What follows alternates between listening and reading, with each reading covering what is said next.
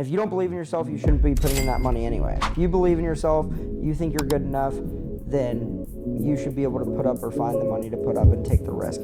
If you don't think you're good enough, you don't think you can do it, then you shouldn't be in the business at all. Because it is a risky business. It's a very high risk, high reward business. So, she's going a little crazy right now.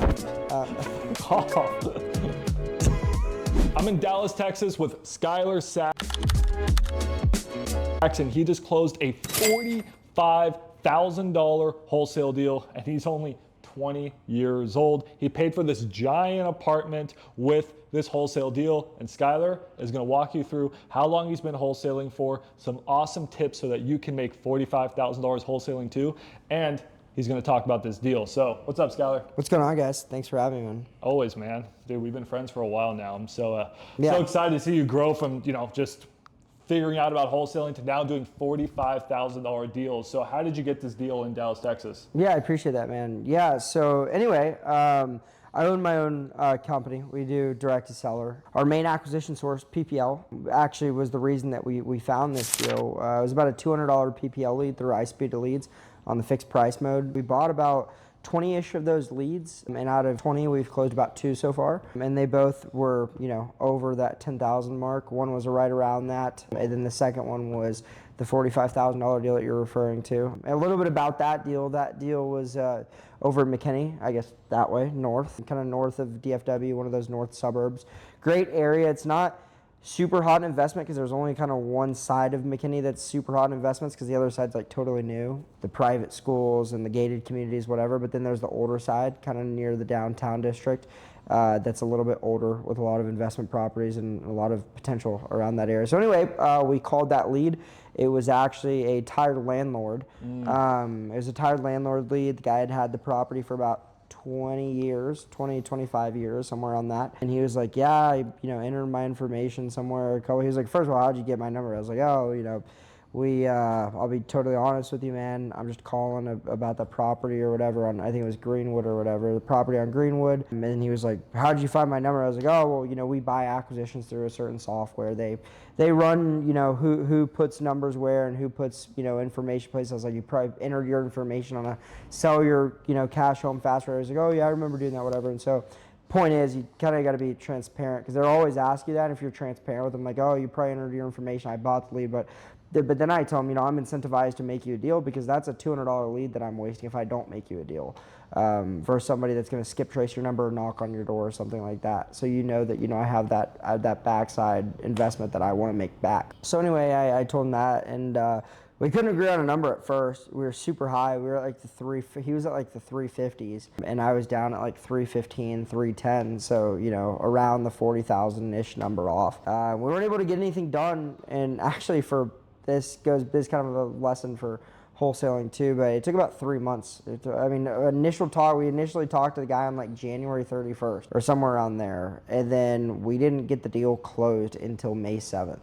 And so, we closed and funded on May 7th, but we got the property under contract. I think it was like April 1st, yeah, because April 11th is my birthday, and we met at title, and I went and shook his hand in person and met at title on my birthday. But anyway, yeah, it was a long process of kind of negotiating back and forth. The funny thing about this specific deal is so my company, we buy investment properties just to fix and flips and holds and stuff like that. So this was actually one that we were going to buy personally as an asset to go to fix and flip. But we took our GC out there and got bidded way too high with 2 GCs that we commonly use, and it wasn't one for us. The rehab budget was a little too high. The numbers didn't pencil anymore. So then I ended up going for a reduction to make it work for us. We ended up going for a $100,000 reduction on the property.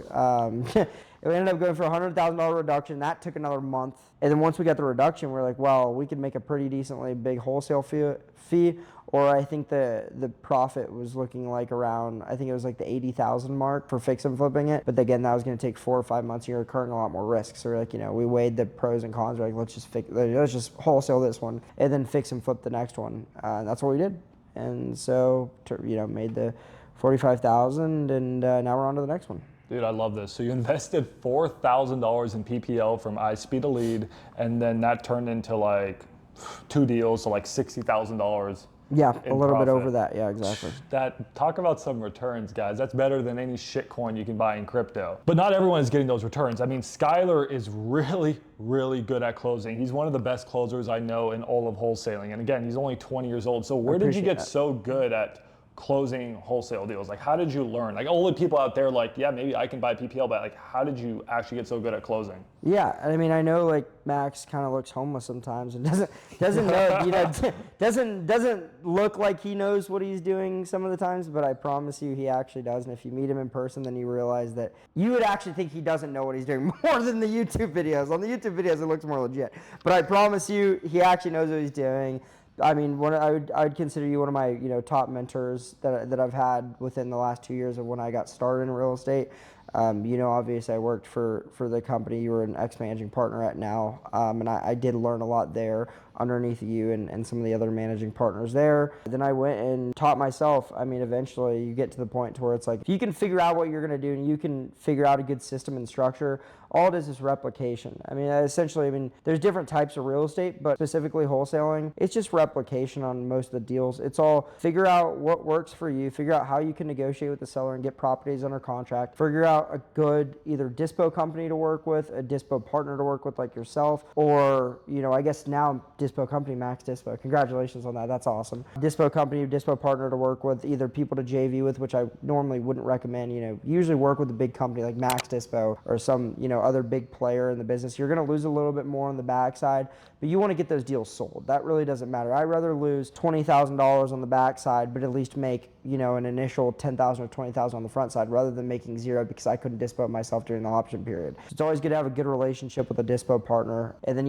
replicate that. Like I said, figure out what works good for you, figure out how to get properties under contract, do it, replicate it, and then figure out a good dispo partner to work with and figure out a good structure. I'm sure Max has a lot of people that you guys already have a structure in place of this is how much we're going to do. We're going to be super transparent throughout the process, and then just keep replicating that every single deal you get. And that's realistically how you can close a lot of wholesale deals. So you just think it's just repetition, 100%. repetition? 100%. I mean, these are the two deals I've closed so far in my new company, but as Max knows, I did close about over 10 deals at our old company. So this is my first rodeo. I know it seems like I've only closed 2 deals. Who's this guy? Why is he on camera? But I have closed a couple more deals before that, and been a part of a couple other things since then. So, I do kind of know a little bit of what I'm talking about, but yeah, so I mean that's at least what I've seen. I'm not successful in any means, but I have found a little success within the wholesale world, and I think that the biggest thing is just getting a good structure put in place and just replicating that. And then one other thing would be, I preach on this all the time on your live streams and all the other stuff within your YouTube videos, but I think it's a big part of like just figure out a way to get into the game with something. And what I mean is that, like, I know a lot of people can't do this, but find family and friends, investors, somebody that can invest money into your wholesale business, because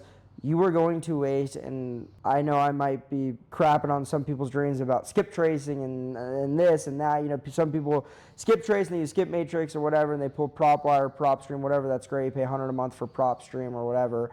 But it's such a long process to make money with free, or even just spending $1,000. Like, you realistically need to spend over $3,000 to $4,000 really to see success within wholesaling. And whether that's leveraging money, whether like going to a bank or financial institution, whether that's going to family and friends, or finding an investor or a mentor, someone like I found with Max.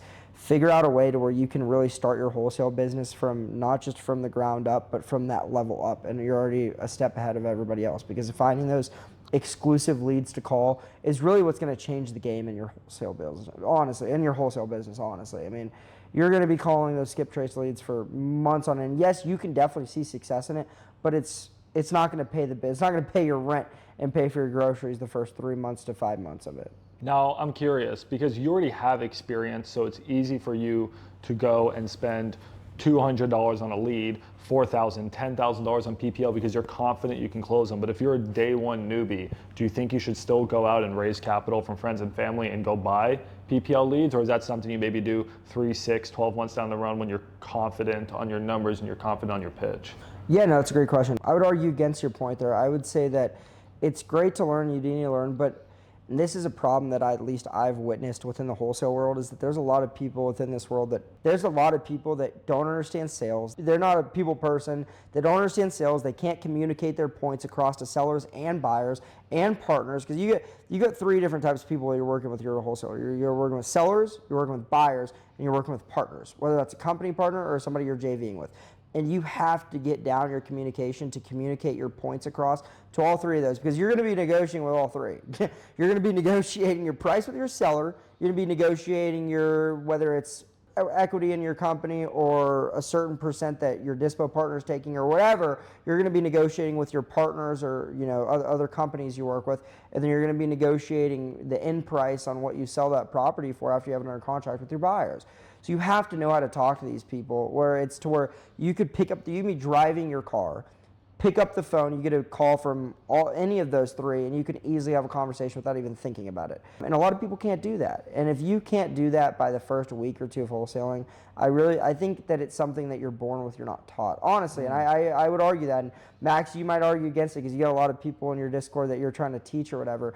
But I would honestly argue that within the first 2 weeks, like, you should understand the sales of it, and you should understand the people skills of it. There's a lot of parts besides sales and the people part that you do need to learn. That doesn't come with sales. You're not born with. That is knowledge that you just have to learn. But besides that, just the sales part of it, I think you're born with it. To answer your question, I do think that people should get started right off the bat with it. You shouldn't be in the business if you don't believe in yourself. If you don't believe in yourself, you shouldn't be putting in that money anyway. And that's my answer to that, is that if you believe in yourself, you think you're good enough, then you should be able to put up or find the money to put up and take the risk. Now, if you don't think you're good enough, you don't think you can do it, then you shouldn't be in the business at all. Because it is a risky business. It's a very high risk, high reward business. So, I mean, that's my answer. And what Scott was talking about, he's talking more about inbound leads. There's a few different ways to wholesale and find these motivated sellers. You can go outbound, that's calling, texting, and a bunch of different strategies, or you can do inbound. Inbound is like what Scott was saying, you're actually buying leads. You're paying per each lead. These leads are a few $100. You probably need to buy at least 20 to close your first deal. Once you get really good, you can probably do closer to 1 in 10 like Skylar. But you can also, once you guys get a little bit more money, a little bit more experience, you do something like what I'm doing, whereas you actually run marketing campaigns, pay per click. I go all over Google. People even run like Facebook meta ads, and they say, hey, we buy ugly houses. They get all these leads coming in, and then they close them. That requires a website. That requires knowing how to use SEO and PPC and all that fun Google Analytics strategy. Then you can also just send mailers. That's another outbound strategy. Old-fashioned, just snail mail. That works really well. But these strategies, these outbound strategies, they do cost money. They cost, what, $3,000 to $5,000 a month probably just to get started. Even more sometimes, yeah. Yeah, even more. I mean, some people are doing $10,000, $100,000 a month with these strategies. Now, that seems scary, and you can just start by calling and texting, going on Zillow, getting leads, and I teach you guys how to do that. It works, but some people like Skylar, they have a different approach. It's like, go all in. If you believe in yourself and you have the skill set, go and find the money. I mean, I even lend money. You can get this money from a lot of different people, or you can partner with someone who has the money and you split the deals like half on the backside. Different ways to do this. But Skylar's like, dude, just go get that $3,000, $5,000 and go start buying those leads. Go start making those PPC websites. Go start sending those mailers and start getting leads coming to you. So, hey, it's a strategy. It just comes down to how much do you believe in yourself. This kid believes in himself. That's for sure. He has confidence. So Scott, so you walk through the deal, you walk through a little bit more about like who you are, but like I want to know like what's next for you. Do you want to keep wholesaling? Do you want to go focus more on that fix and flip business, or do you not want to do fix and flips? Do you want to actually hold like long-term rentals? What do you want to do? Yeah, no, it's a great question. Thanks for asking, Max. My future goals versus my short term. You're asking both. Right. Short term would probably be to continue to build our acquisition source, hire a couple more agents. We do have 2 full-time agents right now. Hire a couple more agents, get a bigger team, have more acquisition sources, start doing outbound marketing like Max is saying, rather than just doing inbound like we're doing right now, and kind of build out that acquisition sources like I was saying, be with more PPL companies because we're only with 1 right now. We're 2 right now, build our PPL company basis, and then, like I said, start doing that inbound stuff, get our Google marketing going, all that kind of stuff, Facebook, Meta, whatever.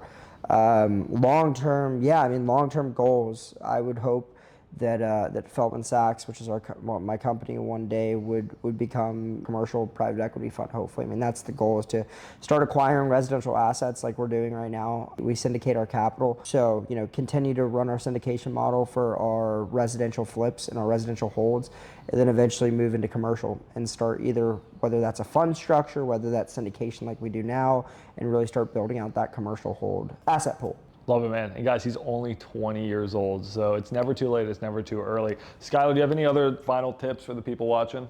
No, I think that's about it. I appreciate you guys for listening. I know I talk a lot, and I know Max looks homeless. So I know they're probably wondering why are we listening to these two people? But I promise, between me and Max, I think we have some decent knowledge. So, but I appreciate you guys. Thank you guys so much for having me. All right, see y'all later. Bye. Awesome. Thanks, Max. Thanks, buddy. What's up, Soup? Did I do good? Yeah, that was I'm pretty a natural. Yeah, you're pretty good on camera. I'm so fucking handsome too.